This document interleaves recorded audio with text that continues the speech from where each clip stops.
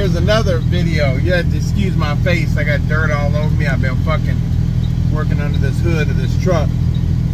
I'm sitting here calculating how many hours it's going to take me to get, let's say if I do from here, from Waco to my house. If you put that in a GPS from Waco, let's say to my house, for example, pull it up and calculate it, it will tell you it is 6 hours and 16 minutes.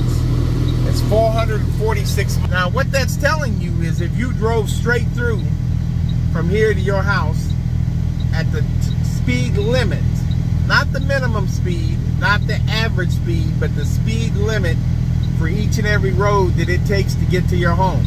So if you're getting on 35, and let's say you get off on a side street, and that speed limit, the limit is the most you can travel legally. That speed limit on 35 for most of the part is 75, but you come to a few areas that it's actually 65 or 70 in certain areas.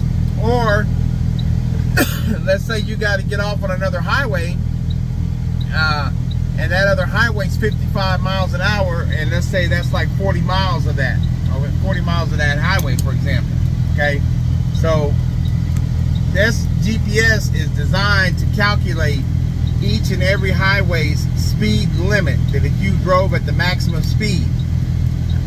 So if you did that and drove perfectly straight through, no traffic lights, no construction zones, none of that, and drove straight through with no traffic issues or nothing, you would probably actually get there instead of 6 hours and 15 minutes. You'd be lucky to get there in 6.5 hours.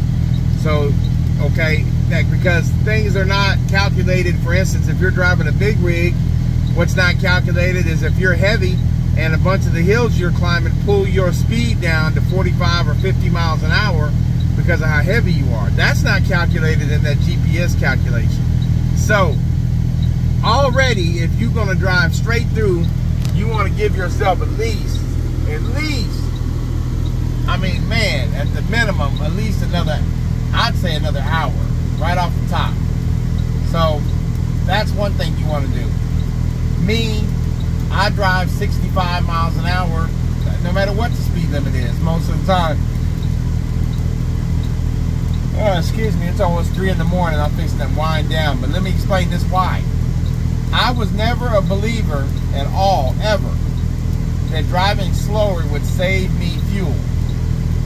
But one day, I decided to take a trip from Wichita, Kansas to Denver, Colorado, a trip that I always take at full speed, 75 miles an hour and sometimes 80, 5 miles an hour over. With my foot on the pedal, I was rolling. And I wrote down the fuel mileage. And then I did it at 65 miles an hour, and I saved a whole mile per gallon. 1 whole mile per gallon. So I got an extra mile for each gallon of fuel that I had on board. So I have 250 gallons of fuel on board. Do the math on that. If you got 250 gallon tanks and you get an extra 1 mile per gallon, people say, so what? It's only 1 mile.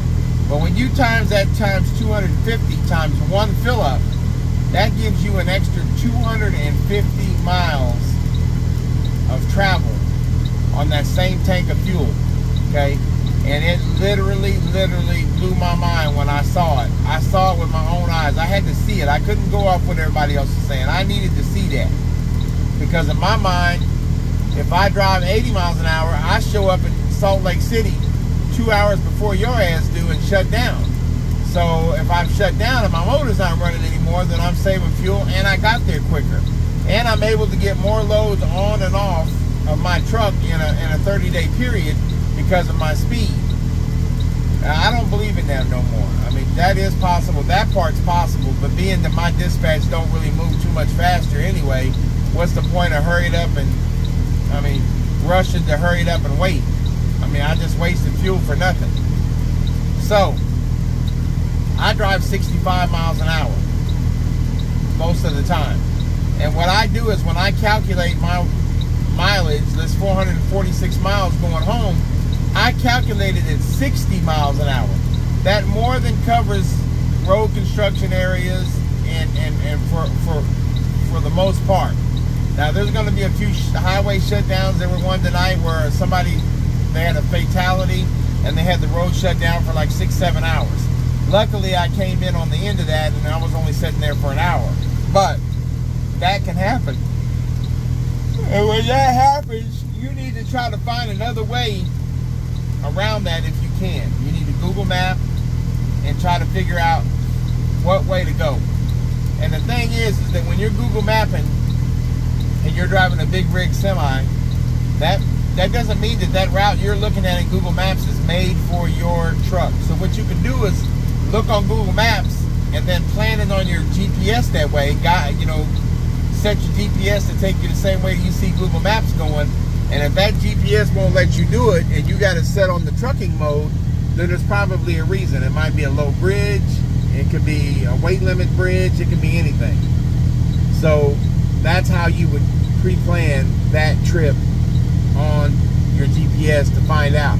Another thing, when you're looking at your Google Maps, you'll see some little fine line roads, real little fine line roads.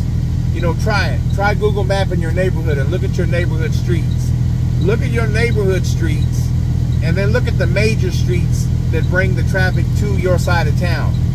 For instance, if you're in Wichita, look at Harry and Hillside, okay? Now, look at the neighborhoods around that Harry and Hillside intersection and look on your Google Maps and notice how the streets are finer. They're real small little lines, thin lines. But Harry and Hillside is a thicker street.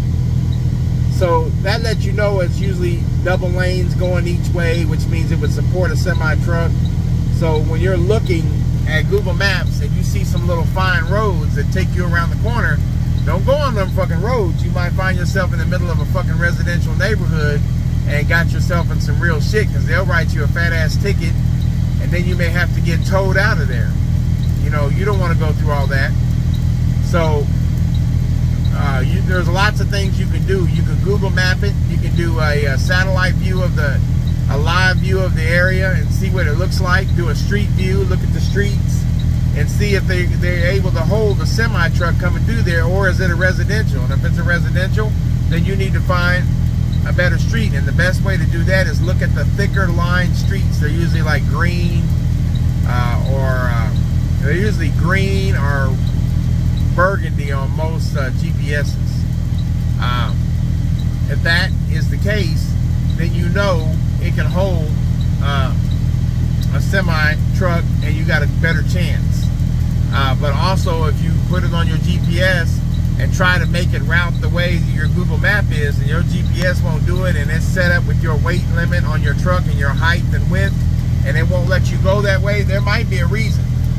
And it's not always true, because there's been times that my GPS said I can't go that way and I went that way and there was no restrictions. So you just got to kind of go along as and figure it out the best way you can.